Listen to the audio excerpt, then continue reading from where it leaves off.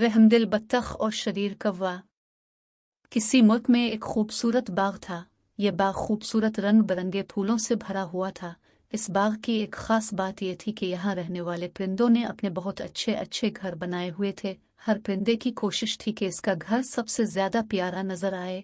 मोरनी का घर तो इतना खूबसूरत था कि सब परिंदे रश्क करते थे। उसने अपने घर को मोतियों, फूलों और सुनहरी तारों से सजा रखा था। और चिड़िया तो पता नहीं कहाँ कहाँ से मुख्तलिफ किस्म की चीजें ले आती थी। इसका घर भी देखने के लायक था। तोते के घर हर हफ्ते पार्टी होती थी। सब परिंदे वहां जमा होकर खूब हल्ला गल्ला करते। सब परिंदे आपस में दोस्त थे। और बत्तख रानी की तो क्या ही बात थी। जैसी वो बर्फ की तरह सफेद थी, इसी तरह इसका घर था। इसके घर में हर चीज सफेद थी। सफेद फूलों की सजावट, सफेद मोती। रात को इसका घर चांदनी में और भी खूबसूरत नजर आता था। बत्तख रानी की आदत भी बहुत अच्छी थी। सब परिंदे इसको बहुत पसंद करते थे। किसी परिंदे को कोई मसला होता तो बत्तख रानी इसका मसला हल करने की कोशिश करती। इस बाग में सिर्फ कौवा एक ऐसा परिंदा था जिसे कोई पसंद नहीं करता था। इसकी आदत ही ऐसी थी। हर कोई इसको समझाता कि तुम भी अपना घर बनाओ, लेकिन कौवा इतना लापरवाह था कि इसने अपना घर नहीं बनाया था। आदेर अलिफाता फिरता रहता था। जब कभी आवारा गर्दी से अलिफाकता जाता, आंधी और बारिश होती तो किसी न किसी परिंदे के घर का दरवाजा खटखटाता कि प्लीज मुझे अंदर आने दो। एक दिन मौसम बहुत खराब था। तेज हवा चल रही थी, बारिश भी हो रही थी। सब परिंदे अपने अपने घरों में सुकून से थे। अचानक बत्तख रानी के घर का दरवाजा किसी ने जोर से खटखटाया। बत्तख समझ तो गई कि कौन होगा, लेकिन फिर भी पूछा कि कौन है। प्लीज मुझे अंदर आने दो। बाहर से कौवे की आवाज आई, मैं बारिश में भीग गया हूँ, बिजली भी चमक रही है, मुझे बहुत डर लग रहा है, बारिश रुकते ही चला जाऊंगा। लेकिन मेरे घर में बहुत सामान है, बिल्कुल जगह नहीं है, तुम किसी और परिंदे के घर चले जाओ, बत्तख ने कहा। सबने इनकार कर दिया है। प्यारी बत्तख, तो मुझे अंदर आने दो, कौवे ने मिन्नत की। असल में कौवा जिस घर में भी जाता वहां कोई ना कोई चीज खराब कर देता था, इसलिए सब इससे बचते थे। इसीलिए अब वो बत्तख की मिन्नतें कर रहा था। इसे पता था कि बत्तख बहुत रहमदिल है। अच्छा आ जाओ, बत्तख ने दरवाजा खोलते हुए कहा।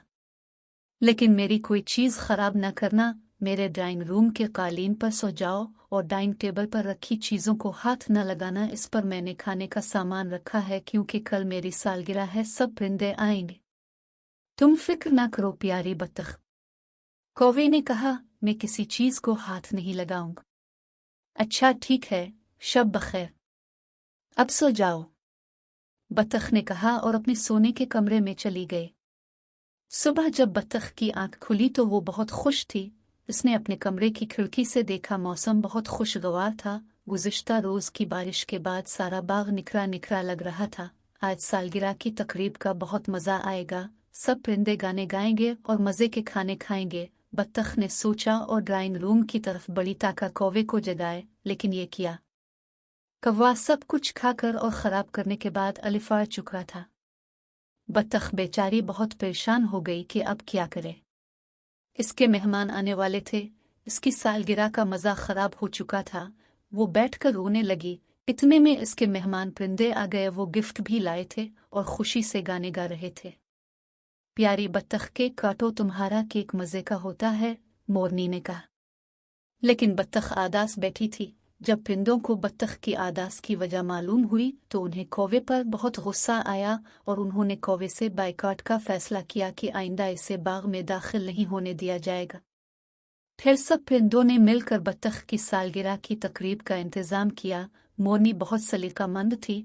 उसने जल्दी से केक बना लिया। तोता बहुत से अमरूद ले आया, चिड़िया और बुलबुल भी फल ले आए। इस तरह चाट बना ली गई। बत्तख ने केक काटा। सब परिंदों ने बहुत एंजॉय किया। खाने के बाद म्यूजिकल प्रोग्राम हो रहा था कि दरवाजे पर दस्तक हुई। मोर ने जाकर दरवाजा खोला तो कौवा जख्मी हालत में खड़ा था।